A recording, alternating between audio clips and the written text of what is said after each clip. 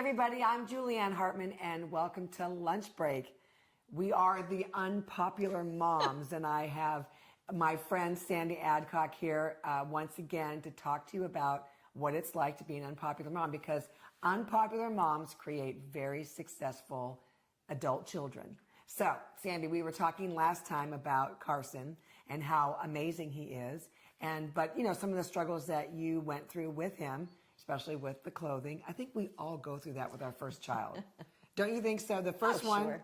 I always say the first one is our guinea pigs. Yeah. We're like trying everything out. By the time the second one comes, which I only have 2, but you have 3. So that's why Brooke is just perfect. Oh, yeah. By the third one, you got it down. She's perfect. So I wanted to ask you, what was your spiritual life like at home? You said that, you know, you would give things to the Lord. So we know the Lord was a big part of your life. So how did you integrate that with the kids? Yeah, so early on, I would put them to bed and we'd have a little Bible story, learn how to pray. When I was young, my father taught my sister and I a cute little memory in my mind of the two of us. He videoed it, actually. The two of us praying at the side of our bed, the Lord's Prayer. I think that's a good way to teach, you know, Jesus, they said, teach us how to pray. And we learned the Lord's Prayer, but then we made it personal, you know, learning how to pray in a personal way. But, but, you know, Dee and I, my husband and I, we were very involved in a lot of different ministries. We were the youth leaders at the church for a number of years. And also I taught a Sunday school class, and I was the Vacation Bible School coordinator, you know. So they were exposed quite a bit to a lot of church. And good or bad, I think that we did it in a way that wasn't forced, but fun. Was there ever a time when they got a little bit older and was like, yeah, I'm not feeling going to church, Mom? Yeah. And how did you handle that? Yeah, I think there had to be some leeway to that, but most of the time there wasn't a kind of struggle about it, and we just would, you know, kind of let it go a little less. So. Yeah, because, I mean, what's interesting is that you want your kids in church, of course, but then when everything is, they don't get a chance to go out and do other things. Right. Like, for instance, and I'm not saying to not have your kids, you know, on a Sunday at church, but if you guys were leaders, that means you were probably there maybe Monday, Wednesday, Thursday. Well, you were there probably. We were there fairly often, but not as often as, you know, some. And I wanted to make sure that when Dee came home from work, that the kids had that opportunity to be with him. He played softball. Our lives were very busy. And so I would make sure that the kids got to see Dad, be involved in his life and his activities too. During the youth group activities and so forth, I think it was nice every now and then for the kids to see what it was like for, you know, young high school kids and them being younger and to be a part of their life too. But my parents watched them. We made sure that they were, you know, not overdone. You know, because there is a point in time when your kids you want to start exploring things that they like. And so, you know, for me, it was just like, we have to do this. We have to keep ourselves focused. And then one day the Lord showed me, was like, let's start looking at what they like too. So you can start now helping them grow in those areas. Yes. But also because when the word is taught at home, it's not just at the church. The word's got to be in your house. Right. So did you guys do Bible studies together? Did you play songs together? Like anything else that you can impart? Mostly songs. I think singing was fun. When we traveled, we would take a lot of, you know, little trips here and there, and we'd have singing in the car, or I'd put a Bible story on, or some kind of we'd read a story together in the car. It was always those disc tapes back then. Yes. the little tapes. But yeah, so we didn't really do formal sit at the table Bible study. And sometimes I regret that, but they learned to become, to do it on their own. And if they didn't, I mean, you know, the Lord knows about it, and always a journey of growth for all of So us. question, how did you deal with, bullies at school, heartbreak, kids that are just mean, maybe not so good grades, or whatever it was? How did you guys deal with that? Did you, pray together about that, or how did you handle that? Sometimes I didn't really know enough. And you find out things later in life. Our kids didn't share a lot of those things, but I knew that there were obviously some conflict because of possibly their faith or just being, a little different from the crowd, that it kind of kept them Well, especially when they went to the public school. Public school, yeah. And you just encourage them that they are who they are because Christ made them special, and just to trust him and, just love on them more. And we did a lot of things as a family when we knew that there would be popular stuff that could pull them away. And we purposely, not letting actually them know that, scheduled other things that were more fun and that they would want to be a part of. Yes. Just to keep from those type of possible pulling away from, into the world. Hey, everybody has to find their path, and some were looser than others. And like our Ryan, he's a great guy. He seriously was friends with every type of person in the school. He was a jock. He played sports. He bowled with the bowlers who had the little, pen pad in their pockets. Nothing against bowlers, but he played golf with the country club boys, right? And he just managed to be able to make his way with every one of them, and so that's kind of a neat gift. Absolutely. Yeah. Mm-hmm. So you told me a story earlier today about going into a store at the mall. Exactly. And I wanted you to share this because this is what an unpopular mom does. Yeah, this was a popular store for buying clothes. I always wanted to be, have my kids look sharp and with it. And and they all still do, really. I tried. But I would go in and spend a fair amount of money at the store until one day I went in, and lo and behold, on the walls were very suggestive pictures of young teens with, barely anything on, or with a boy-girl suggestive posture, and I couldn't believe my eyes. Now, what year do you think this is? This was probably in the late 90s, okay. 90s and probably the late 90s. Okay.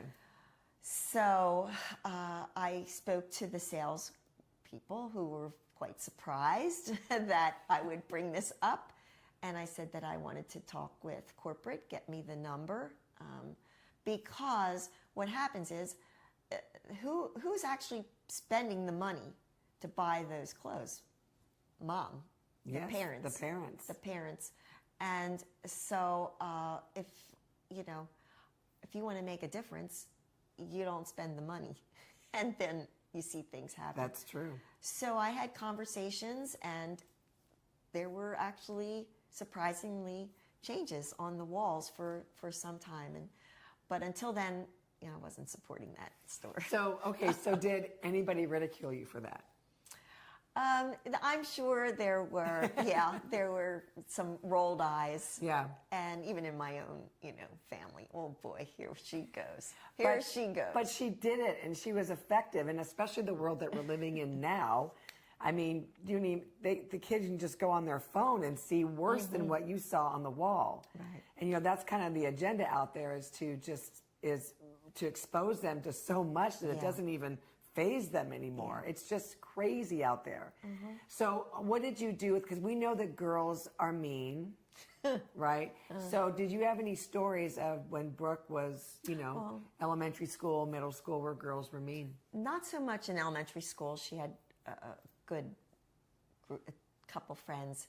Actually, I always thought it would be a little troublesome because there were three close, and it's not easy for three girls to be close friends. You're right. The other two were first child, and I think that makes a big difference. So they're a little bit more, you know, whatever. Brooke, being the third child, kind of knew how to just roll with it, just go along with it. And so I think that's what made that work. And if there were any conflicts, I would always say, oh no, you make it work. And it's not something you want to, you know, pull away from. So then when you say to make it work, you would say to get to the bottom of the because it's always usually either let it go. Okay. Either just let that go, and time will take care of it, and just be a friend regardless. Yeah. Regardless. And so, you know, that was a really sweet friendship, and they still are sweet friends even today. But when she got to middle school, junior high and high school, certainly that was, I'm sure, a different thing. And I would be concerned about that.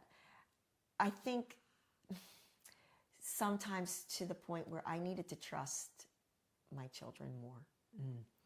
And I wanted to maybe be more controlling over those things that I learned later. I probably should have, you know, just let them work through it. So you stepped in some ways where in some you feel ways. now you shouldn't have done. Yeah, and I had been told, I know that there was a friend that Brooke, I was concerned about the girl's background or some of the conflicts that maybe she was, and was she going to pull Brooke more into her way of thinking?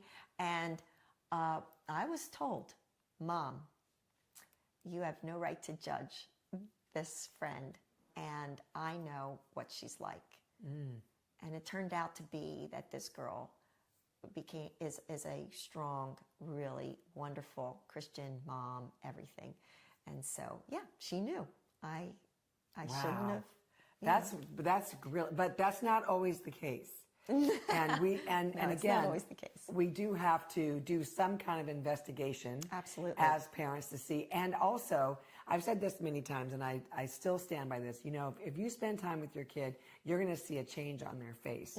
If they are with the wrong person and that person is influencing them, you're going to see the change on them. You're going to see the rolled eyes. You're going to see maybe the talking back, absolutely. And that's going to be your first clue to say, okay, who are you hanging with? Yeah. Because I'm not going to let, for me, again, Mama Bear, unpopular mom, I was not going to let some kid completely influence my child and sway them in another way that now who knows if they'd ever come back. So we do have to protect. Absolutely. There is a time I really think it's important to step in. So what would you say now? And we had a lot of the activities at my house. See, that's important too. I felt that was, and know who is, if they're going to someone else's house, really know who's there and what's going to be supervised.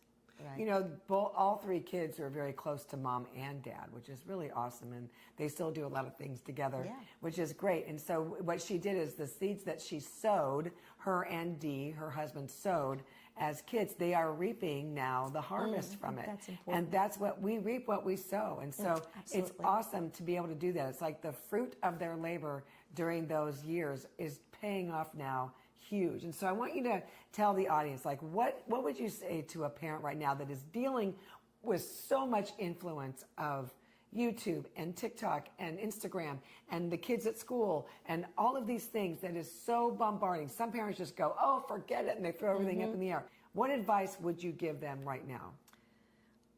Well, first of all, I would say, I think that we've mentioned it before, don't be afraid to be the mother and not their friend, for fear that they're going to not want to be around you or lose a relationship with you. They're not. They're really crying out inside, Mom, I wish you would help me take over or say no to this, so that I can have an opportunity to say, oh, blame it on my mom. Blame it on my mom. So, right. Yeah, my mom, she's raw. So, but I can't go to the such and such, whatever. And you know, blah, blah, blah. Whatever. But be aware of what they are doing and being involved in their life. Don't turn a blind eye to it. because you think, oh, well, it's all, they've got to figure it out. They've got to make, it work for their life. No, they need direction. Absolutely. So we're just thankful that we can bring different, scenarios to you, different ways of parenting. And so, but we hear with all the moms I've had on so far, we're hearing this common thread. And one of them is that you cannot be their best friend. You have to be their parent. So thank you guys so much. And thank you, Sandy, for joining us. It was great. Yes. Appreciate it. And so the more unpopular moms, the better the kids are, the more successful kids, so that we will not be scared in 20 years when these people are running our country and our world. Right. Exactly. So thank you guys so much.